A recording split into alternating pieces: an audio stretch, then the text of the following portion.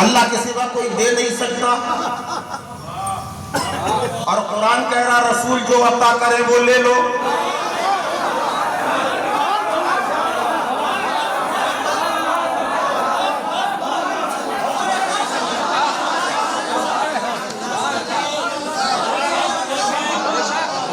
भाई मैं नहीं कह रहा, ये कुरान कह रहा रसूल जो अता करे वो ले लो। अता करता कौन है? अब एक ये भी पॉइंट है, अता करता कौन है ये भी तो जवाब दीजिए। अता करता कौन है? देखो खाली एक ही नाज़िम साहब ही पूरा जिम्मा लिए क्या? अता कौन करता है भाई बताइए? खालिक़ कायनात ने तो सब दे ही दिया। अता कौन करता है? जिसके पास होता है ना? जिसके पास होता है वही अता कर सकता है। अब ये बताओ, हम नाज़ शरीफ पढ़ रहे थे, क्या सबने दिया? अगर इस बात को मान लिया जाए कि जिसके पास होता है तो होगा तो सबके पास। जरूरी नहीं कि हो तब मिले, होने के साथ साथ देने का दिल भी चाहिए। देने का दिल भी चाहिए। अच्छा चलो इसको हम यही रोके ले रहे हैं, ये बात बाद में करेंगे, आखिर में करेंगे। हो मतलब जिसके पास होता है वही देता है, इसको भी किनारे रख देते हैं। अभी हम अपनी बात ये करना चाह रहे हैं कि अल्लाह फरमाता है रसूल जो अता करे वो ले लो। तमाम खजानों का मालिक अल्लाह है, इसमें कोई शक नहीं। अल्लाह मोती बाना कासिम नबी फरमाते हैं कि अल्लाह तमाम खजानों का मालिक है, मैं तकसीम करने वाला। अल्लाह को जो देना था वो नबी को दिया। बोलते जाओ, अगर सही बात हो तो बोलते जाओ। अल्लाह को जो देना था वो नबी को दिया, नबी ने अली को दिया। अली वाले कम है।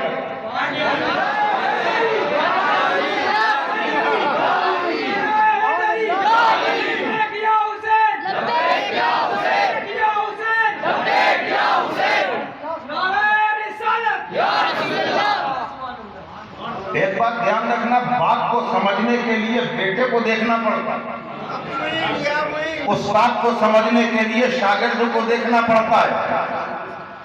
और जब नबी के गुलाम, नबी के सहाबा को देखोगे तो नबी की अजमत खुद ब खुद समझ जाओगे। अल्लाह को जो देना था नबी को दिया, नबी ने अली को दिया, अली ने हर वली को दिया। बोला यार, ये भी अली का आस्ताना है। अली से पैयाब हो गए तो जो आ रहा है, जो मांग रहा है, दस्ते सवाल फैलाते जाओ, अल्लाह के वली का सदका पाते जाओ। अल्लाह को जो देना था नबी को दिया, नबी ने अली को दिया, अली ने हर वली को दिया, वली ने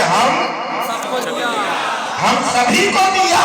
और ऐसा दिया कि जिसे नवाज दिया गया है तो खुदा की कसम उसे किसी दरवाजे में जाने की जरूरत नहीं पड़ी है। तारीख बताती है अल्लाह के प्यारे नबी सल्लल्लाहु अलैहि वसल्लम का एक लख्ते जिगर सफर कर रहा है, दूसरी जानिब अपने वक्त का सखी जिसकी सखावत का डंका बज रहा था, हातिम ताई का बेटा सफर कर रहा है। एक तरफ हातिम ताई का पोता है, दूसरी तरफ एक आले रसूल है, नबी का शाहजादा है।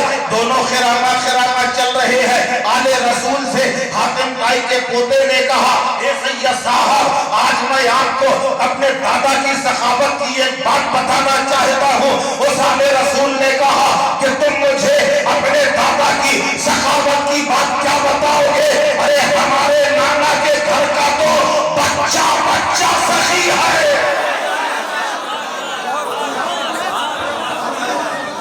सुभान अल्लाह। दादा के घर का बच्चा बच्चा सची है। उस है हातिम भाई के पोते ने कहा ये सच है, मगर मैं चाहता हूँ, मेरे दादा की बात बहुत अच्छी है, आप उसे एक बार सुन तो लीजिए। अच्छा ठीक है बताओ। कहने लगा मेरे दादा का एक घर था, एक बहुत शानदार हवेली थी जिसमें 10 दरवाजे थे। कितने? 10। आप सुन रहे हैं गौर से? मेरे दादा की एक हवेली थी, उस हवेली में 10 दरवाजे थे। मेरा दादा सुबह सुबह और आदो वज़ाइफ से फारिग होने के बाद अपनी उस हवेली में बैठ जाता था, मांगने वालों की ताता बन जाता था, साइलों का हुजूम होता था, आने वाले आते, मेरा दादा हर आने वाले को खैरात दिया करता था। एक दरवाजे से खैरात दिया और वही घूम कर दूसरे दरवाजे में आ गया। ऐसे समझ लो कि जैसे आपको तबर्रुक मिलता है, आपने तबर्रुक ले लिया, उसके बाद धीरे से जेब में रख के दूसरे रास्ते से घूम के आ गए। अगर पहचान लिए गए तो भगा दिए जाएंगे और न पहचाने गए तो नवाज दिए जाएंगे।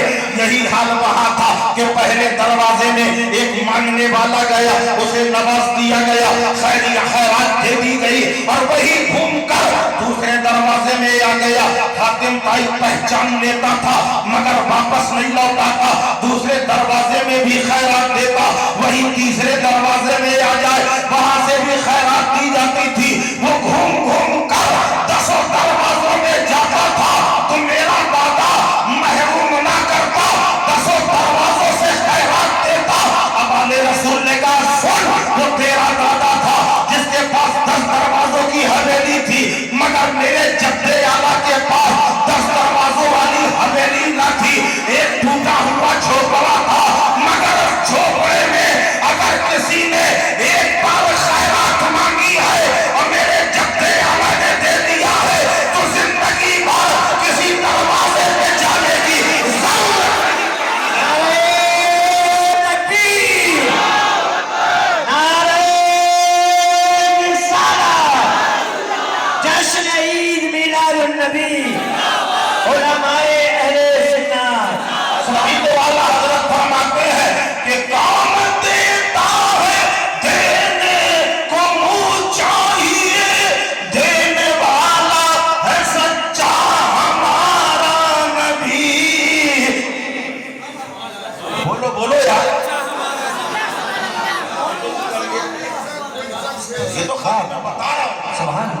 अल्लाह को जो देना था सब दे दिया,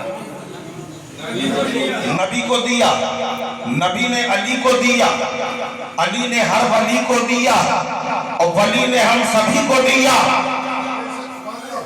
वलियों के दरबार में हम जाते हैं, सबसे पहले नीचे से चला जाए, नीचे से चलते कल इंशाअल्लाह पूरी गुफ्तगू आमद मुस्तफा पे होगी। सबसे पहले आ जाइए करीब वली में आइए। सबसे बड़ा मर्तबा नबी का, नबी के बाद सहाबा का, सहाबा के बाद वली का, ऐसे ही है ना, सहाबा के बाद वली का। तो इन तीनों में सबसे छोटा कौन हुआ? वली ना। अब आओ जरा वली की अता। खाली नबी अता नहीं करते, नबी के करम से अली अता करते हैं, अली के करम से वली अता करते हैं। है सब ताल्लुक वही से, खजाना अल्लाह का है, तकसीम रसूल अल्लाह की है। उसको यूं समझ लीजिए, एक शख्स एक कट्टी लेके चला 10 लीटर कट्टी, समझ ले डिब्बा, छोटा डिब्बा, डिब्बा कट्टी, डिब्बा, डिब्बा पीपा, समझ गए? 10 किलो की कट्टी, हम उसको कट्टी कहते हैं हमारे यहाँ, तो हम कट्टी कहेंगे, आप समझ जाए। 10 किलो की प्लास्टिक की कट्टी लिए घर से बाहर निकला। रास्ते में हजरत अल्लामा मौलाना कारी तहसीन रजा साहब ने देखा, पूछा कहाँ? कहने लगा जा रहा हूं घासलेट लेने।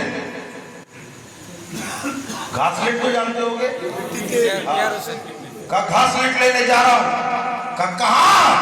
का दिल्ली जा रहा हूं, प्रधानमंत्री के पास 10 किलो 10 लीटर तेल ले। इन्होंने कहा यार 10 लीटर तेल के लिए इतनी बड़ी जगह जा रहे हो प्रधानमंत्री के पास। अच्छा ये बताइए प्रधानमंत्री दे सकता है कि नहीं? नहीं, एक सवाल है, उसके पास नहीं है क्या? दे सकता है कि नहीं? दे सकता है पर मगर क्या देगा? इन्होंने कहा मैं वहीं से लूंगा। हजरत कहने लगे यार कहाँ इतनी दूर जा रहे हो? यही देखो दमोह में बहुत सारी जगह में मिल जाएगा। नहीं, हमें बड़ी जगह से लेना है। अच्छा ठीक है, दमोह से ना लो, जबलपुर से ले लो, बड़ी जगह है। कहीं यहाँ से भी नहीं लेना का, फिर कहाँ से लेना का, दिल्ली से लेना है, और प्रधानमंत्री भी से ही लेके आऊंगा। ठीक है भाई जाओ, चला वो। मैं बहुत दिमाग के अंदर आके बात कर रहा हूँ आपसे, भर जाएगी। ठीक चलो। बड़ी मुश्किल तमाम साहब जबलपुर पहुंच गया और आगे बढ़ा, जबलपुर से दिल्ली भी पहुंच गया। अब दिल्ली में पहरे बहुत हैं। प्रधानमंत्री हाउस पहुंचा, वहां रोक लिया गया। बड़ी मुश्किल से मेहनत मशक्कत करके किसी तरह देखा कि साहब तशरीफ ला रहे हैं। उन्होंने कहा साहब 10 लीटर मट्टी का तेल दे दीजिए। क्या होगा अंजाम? क्या होगा अंजाम? पहली बात तो सारे पहरेदार जो बंदूकें दूर हटा दिया सबने। कहा साहब मट्टी का तेल ही तो लेने आया हूं। कब पागल हो गया? यहाँ प्रधानमंत्री से मट्टी का तेल लेने